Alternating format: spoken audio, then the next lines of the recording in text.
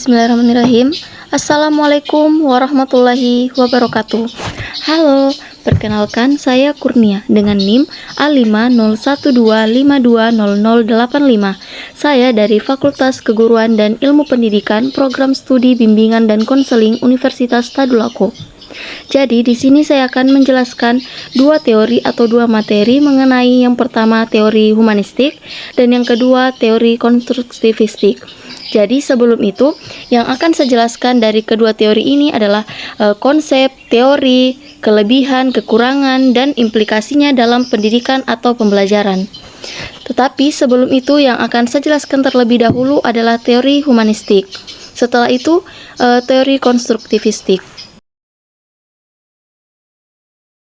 Baik, yang pertama teori humanistik.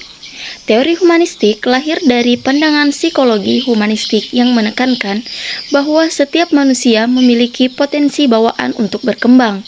Belajar bukan hanya sekedar menguasai pengetahuan atau keterampilan, tetapi proses menuju aktualisasi diri atau pengembangan diri. Pendidikan dipandang sebagai sarana untuk membantu siswa menemukan jati diri, mengembangkan kreativitas, dan menjadi pribadi yang utuh. Kemudian humanistik ini menekankan, yang pertama menekankan tentang kebebasan memilih dan bertanggung jawab atas keputusan belajar. Kemudian yang kedua motivasi intrinsik, dia itu lebih mengacu kepada motivasi eksternal.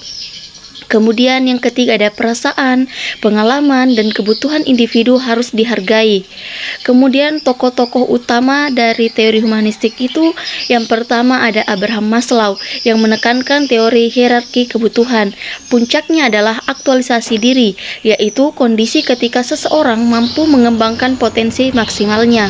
Kemudian tokoh yang kedua adalah Carl Rogers, mengembangkan konsep student-centered learning, yaitu guru berperan sebagai fasilitator, bukan pengendali. Ia menekankan pentingnya empati, keaslian, dan penerimaan tanpa syarat dalam proses belajar. Dan adapun kelebihan dari teori humanistik itu, yaitu yang pertama ada membantu siswa berkembang secara pribadi yang utuh, entah itu dalam emosi, moral, sosial, maupun intelektual. Kemudian yang kedua ada memberikan ruang kebebasan dan kreativitas, kemudian dapat meningkatkan motivasi intrinsik sehingga belajar lebih bermakna. Dan adapun kekurangan teori ini yaitu yang pertama kurang menekankan aspek kognitif dan struktur pengetahuan, kemudian sulit diukur secara objektif karena hasil belajar lebih bersifat personal, kemudian yang ketiga membutuhkan guru yang benar-benar peka dan empatik, dan tidak semua guru itu siap dengan peran fasilitatornya. Kemudian implikasinya dalam pembelajaran atau pendidikan, yang pertama guru itu harus menciptakan suasana kelas yang hangat, terbuka, dan menghargai perbedaan. Kemudian pembelajaran itu diarahkan pada minat dan kebutuhan siswa, bukan hanya sekedar kurikulum yang kaku. Contoh penerapannya itu seperti diskusi yang reflektif atau aktif, kemudian proyek yang sesuai minat, konseling, pembelajaran berbasis pengalaman pribadi. Baik, itu saja untuk materi dari teori humanistik. Selanjutnya kita lanjut ke teori konstruktivistik. Baik, selanjutnya teori yang kedua yaitu teori konstruktivistik. Teori konstruktivistik ini berangkat dari pandangan bahwa pengetahuan itu tidak hanya ditransfer secara pasif dari guru ke siswa, melainkan dibangun aktif oleh siswa melalui pengalaman, interaksi, dan refleksi.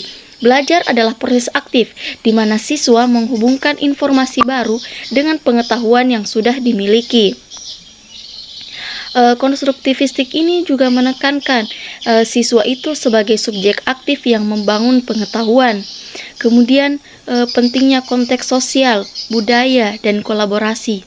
Kemudian belajar bermakna itu terjadi ketika siswa terlibat dalam pemecahan masalah nyata.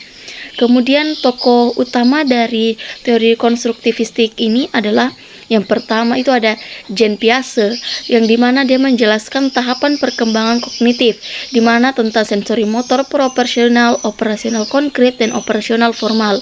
Anak itu membangun skema pengetahuan sesuai tahap perkembangannya. Kemudian Lev Vygotsky menekankan peran interaksi sosial dan budaya. Konsep pentingnya itu Zone of Proximal Development atau yang disingkat dengan ZPD, yaitu jarak antara kemampuan aktual siswa dengan potensi yang bisa dicapai melalui bimbingan guru atau teman sebaya atau teman dekat kita. Kemudian kelebihan yang pertama dari teori konstruktivistik ini yaitu membuat siswa aktif, kreatif, dan kritis.